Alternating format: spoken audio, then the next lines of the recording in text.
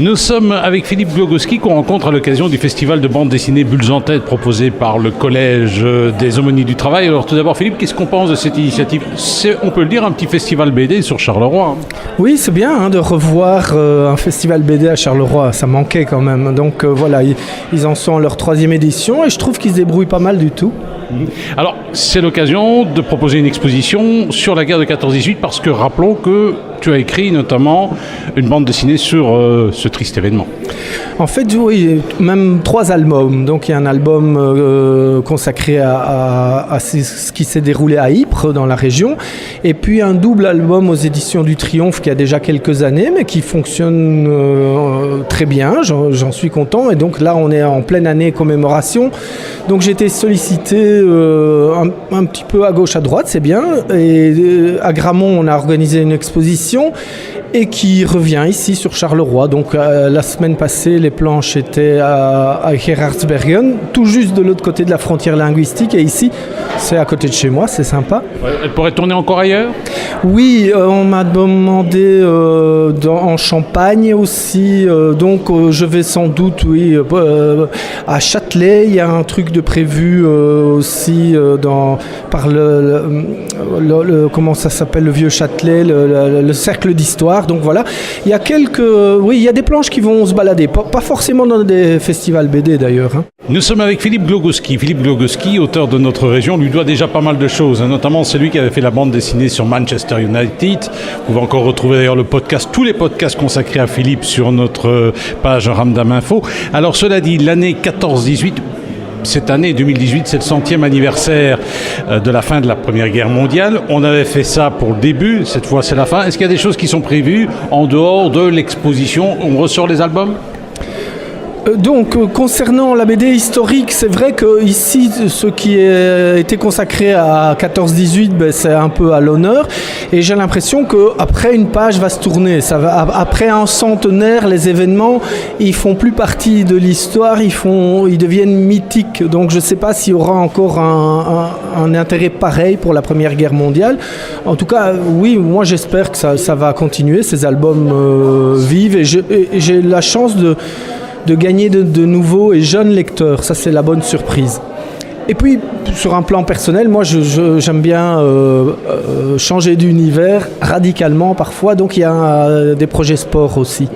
Il y a eu Manchester, mais il paraît que tu es en train de travailler sur un autre club anglais, Twickenham ou quelque chose comme ça. Donc là c'est encore un petit peu...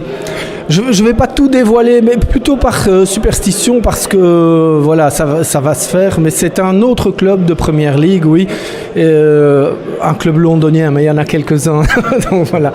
C'est ce que je dis aujourd'hui, mais très bientôt, je vais crier ça. Urbi et Orbi. Eh bien, nous sommes avec Philippe Glogoski, auteur de bande dessinée de Notre Région, qui est en train de travailler pour le moment sur différents projets. Alors, il y a eu évidemment la guerre 14-18. Alors, cela dit, quand tu te lances dans un projet, ça prend du temps quand même pour mûrir, hein, non ? Oui, mais il y a des choses qui sont en gestation depuis des années et qui finissent par arriver. C'est ce projet sport dont je parlais à l'instant, par exemple. Il n'est pas sorti comme ça, comme les champignons à la rosée. Ça fait longtemps que ça mûrissait. Donc oui, parfois les choses prennent longtemps, parfois très longtemps à se mettre en place. Et d'autres, c'est au hasard d'une rencontre, au hasard d'une idée qui part comme ça. Et donc, voilà, c'est bien de varier. Il n'y a pas de plan de carrière.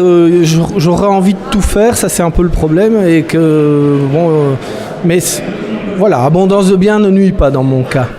Nous sommes avec Philippe Glogoski qu'on rencontre à l'occasion du festival Bulles en tête ici au Collège des Aumôniers du Travail.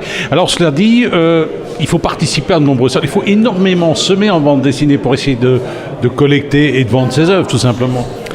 Alors oui, ça c'est l'aspect parfois un peu plus difficile, c'est d'aller à la rencontre des lecteurs, parce que là je me suis chargé un programme de travail impressionnant, et ici aujourd'hui c'est mon 4e week-end d'affilée de dédicaces, ce qui veut dire que je viens de travailler un mois sans discontinuer, pas un jour où j'ai pu prendre mon vélo, aller faire une belle balade dans ma région.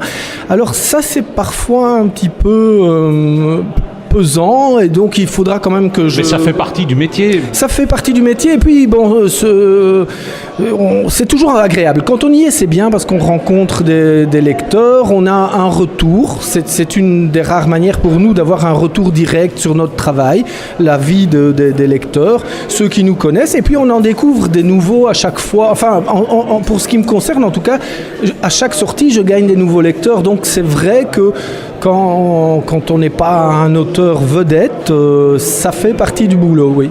Eh bien, nous étions avec Philippe Glogoski, auteur de bande dessinée de notre région. Alors, Philippe, il y a aussi eu le 15 de France, si je ne me trompe. Qu'est-ce que c'est devenu le 15 de France ? Alors le 15 de France, c'est aussi une belle aventure et du côté de la Fédération française, ils souhaiteraient, eux, voir un album pour la Coupe du Monde de rugby qui aura lieu l'année prochaine, vous le savez, au Japon.